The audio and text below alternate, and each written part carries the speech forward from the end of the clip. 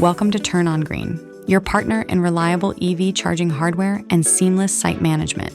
In this video, we'll walk you through how to activate a charging session. As you arrive on site, simply park your vehicle in front of an available charging station. Our integrated cable management system keeps the charging cable elevated, protected, and easy to use. Pull the cable to your desired length. It will hold in place. Once positioned, plug the connector into your vehicle's charging port. Next, scan the QR code displayed on the charger using your mobile device. This will direct you to a secure authentication page. From there, enter your payment details and follow the on-screen prompts. When you're ready, tap Start to begin your charging session. The charger will blink blue while active.